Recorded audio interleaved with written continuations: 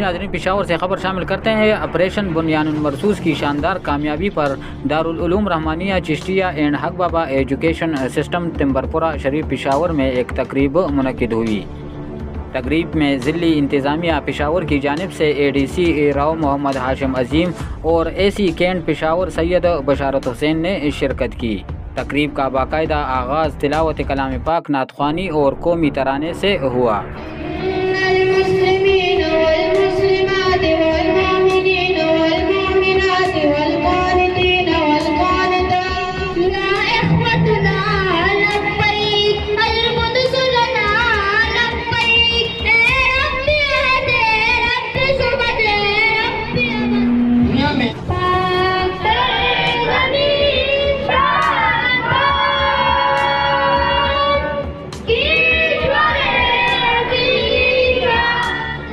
اس موقع پر مقررین اور ADC راؤ محمد ہاشم عظیم اور AC کینٹ سید بشارت حسین نے خطاب کیا۔ پشاور کی جانب سے میں حق بابا ایجوکیشن فاؤنڈیشن سیدھے طریقے سے جناب باقا صاحب اور آپ کی تمام آرگنائزیشن کو خراج تحسین پیش کرتا ہوں کہ اتنا بہترین فنکشن اور خصوصی طور پر ان بچوں کو جنہوں نے بڑا والہانہ ویلکم بھی کیا اور ان کے جذبات جو ہیں مقابلے دی۔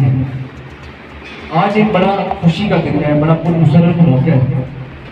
آپریشن بنیان المرصوص میں اللہ تعالیٰ نے جو پاکستان کو فتح سے ہمکنار کیا، جو پوری دنیا اس کی معترف ہے، پوری دنیا کے جو انڈیپینڈنٹ ذرائع ہیں وہ اس کی معترف ہیں، جو اللہ تعالیٰ نے کامیابی ہمیں آپریشن بنیان المرصوص جب سے یہ جنگ کا آغاز ہوا 7 مئی کو جو پاکستان پہ اٹیک ہوا، تو اس کے بعد آپ سب نے دیکھا کہ پوری قوم کس طرح متحد ہوئی، اور خاص طور پر اس میں جو ہمارے جید علماء کرام، پیر صاحبان اور دوسرے مکاتب فکر سے تعلق رکھنے والے جو لوگوں نے اتفاق اور اتحاد کا جو مظاہرہ کیا، اس کے لیے جو ہے جتنے بھی الفاظ کہے جائیں وہ کم کی بات ہے۔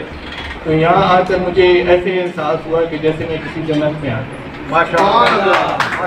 جو کچھ بھی نظر آ رہا ہے اور اس میں جو ہے ایجوکیشن پہ جو توجہ دی جا رہی ہے، اس کے لیے میں بادشاہ صاحب کا بہت زیادہ مشکور ہوں کہ اتنے دور دراز علاقے میں پشاور کے اور وہ بچوں کو فری ایجوکیشن دے رہے ہیں اور اتنا اچھا ماحول پرووائڈ کیا۔ خطاب کے بعد ADC راؤ محمد ہاشم عظیم اور AC کینٹ بشارت حسین نے دارالعلوم رحمانیہ چشتیہ اینڈ حق بابا ایجوکیشن سسٹم کے مختلف سیکشنوں کا وزٹ کیا۔